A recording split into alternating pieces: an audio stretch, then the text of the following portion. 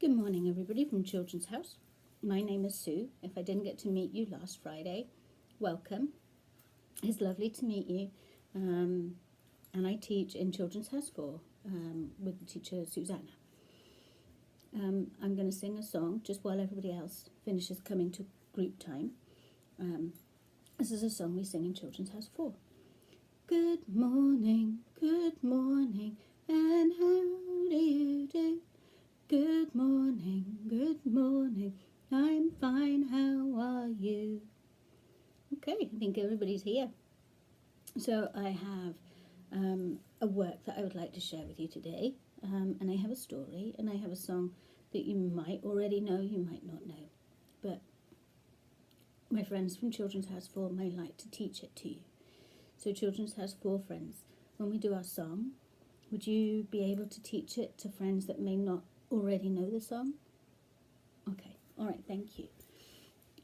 I would like to share some of the things I've been doing since I spoke to you last time.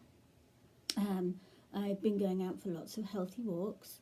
I have been tidying things up in my backyard and taking away all of the leaves that might still be there from fall. And I am beginning to see signs of spring.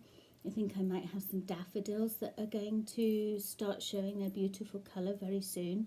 And I am going to be very excited to spend more and more time just being able to sit outside and hear birds and see insects.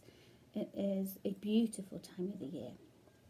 All right, friends, so first of all, let me share a work with you that is like a work that we have in the children's houses, and it is the movable alphabet.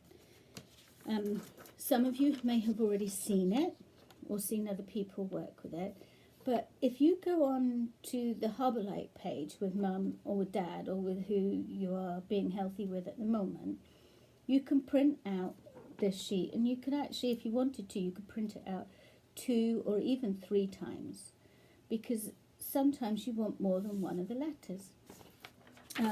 If you're an older friend, there are also the uppercase letters.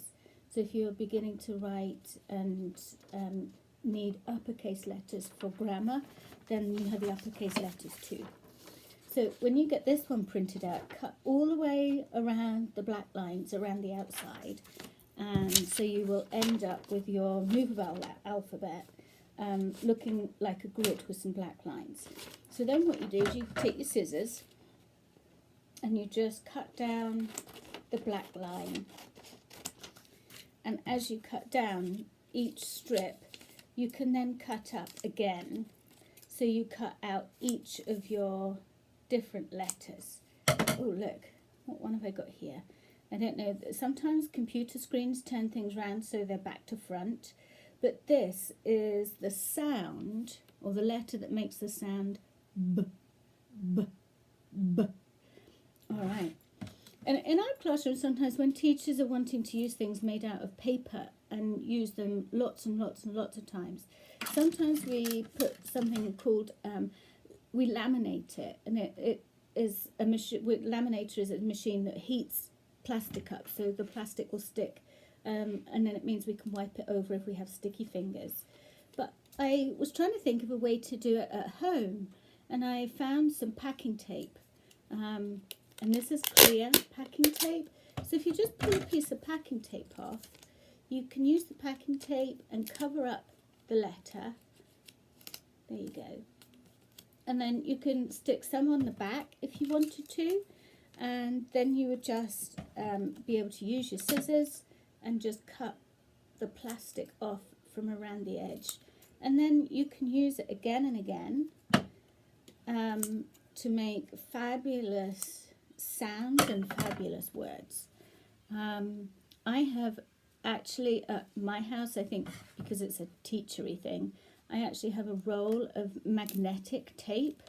So if you had any magnets or magnetic roll, you could put a magnet on the back of one of your letters, and then they'll actually stick to surfaces in your house that are magnetic. Or you might even have a magnetic whiteboard at home that you could use. Well, I hope that you have really, really great fun if you do decide to use that movable alphabet. I really, really enjoy being able to make words and write sentences and stories, and also just be able to write to my friends. And that's something else that you could even do. If you wanted to be able to write a letter to your friend or send a picture with some labels on it, you could also choose to do that. All right, before we go, I said I would like to be able to share a song. So the song that I would like for Children's House 4 to get ready to sing and to teach to everybody is about 5 pea pods that are in a pea pod. All right, is everybody ready? If you tuck all of your fingers in and your thumb, and you say 5 pea pods in a pea pod press. 1 grew, 2 grew, so did all the rest. They grew and they grew till they could not stop. And then one day the pod went pop. All right, do it again. 5 pea pods in a pea pod pressed. 1 grew, 2 grew, so did all the rest. They grew and they grew till they could not stop. And then one day the pod went. Well done. I have noticed while I have been sitting here sharing a lesson and singing with you that the sun is shining in through my window. So instead of sitting and reading you a story, I would actually like to read the story outside. So would you like to come with me? I'm going to get my jacket and I'm going to get the book. And the book that I would like to share with you. Oh, let's get it the right way up. That was upside down. The book that I'd like to share is Dear Mr. Blueberry. I don't know if you've ever heard this story before, but I really, really like this story. Hello everyone. Well, I've got my coat on. I'm sitting outside in my back garden, in my backyard, and it's really beautiful. The sun is really, really feeling lovely and warm. All right, so I have brought the book outside. It's Dear Mr. Blueberry. And I don't know if you can see on the front of this book that it actually looks a little bit like it's an envelope. I can see a stamp on it, and actually on the front of the envelope it says that the person who has written this book is somebody called Simon James. And when I look on the back of the book as well, I actually see what looks like the flap at the back of an envelope. And this story, when you start to read it, is a little bit unusual and a little bit different because it's actually letters that 2 people have been writing to each other. All right, let's see what they write. Dear Mr. Blueberry, I love whales very much, and I think I saw one in my pond. Please send me some information on whales as I think he might be hurt. Love, Emily.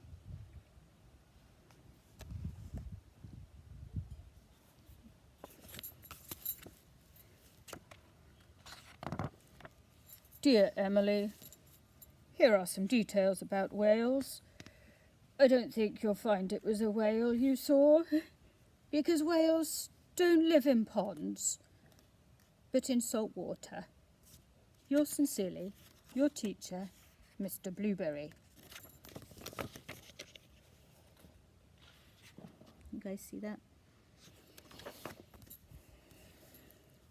Well, dear Mr. Blueberry, I am now putting salt into the pond every day before breakfast, and last night I saw my whale smile.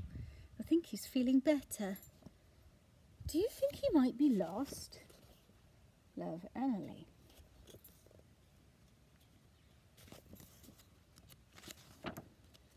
Dear Emily, please don't put any more salt in the pond.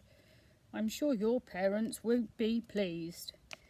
I'm afraid there can't be a whale in your pond, because whales don't get lost. They always know where they are in the oceans. Yours sincerely, Mr. Blueberry.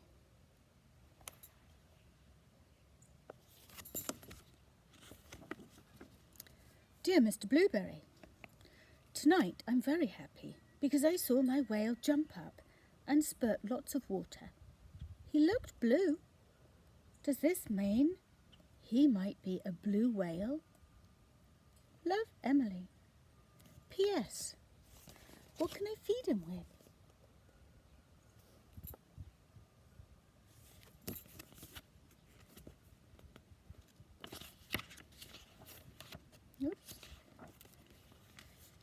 Dear Emily, blue whales are blue and they eat tiny shrimp-like creatures that live in the sea. However, I must tell you that a blue whale is much too big to live in your pond. Yours sincerely, Mr. Blueberry. P.S. Perhaps it's a blue goldfish.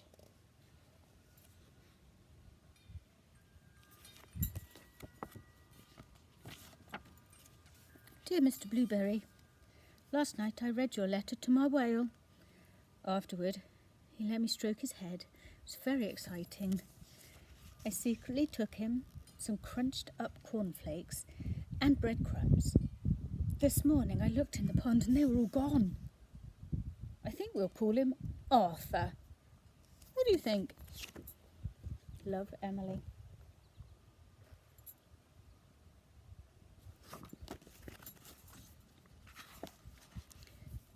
Dear Emily, I must point out to you quite forcibly now that in no way could there be a whale living in your pond.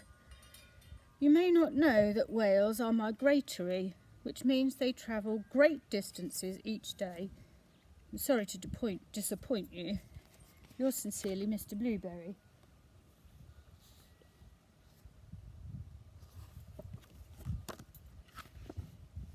Dear Mr. Blueberry, tonight I'm a little sad. Arthur is gone.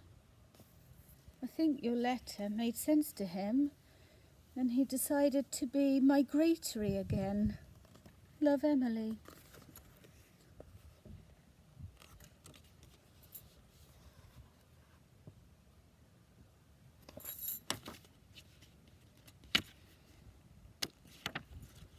Dear Emily, please don't be too sad. It really was impossible for a whale to live in your pond. Perhaps when you are older, you would like to sail the oceans, studying and protecting whales. Yours sincerely, Mr. Blueberry.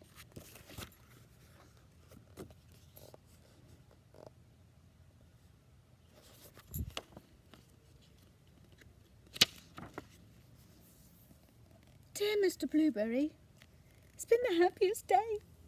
I went to the beach and you will never guess, but I saw Arthur. I called to him and he smiled, and I knew it was Arthur because he let me stroke his head. I gave him some of my sandwich.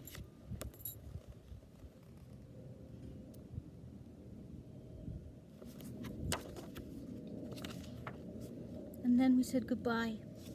I shouted that I loved him very much, and I hope you don't mind, but I said that you loved him too.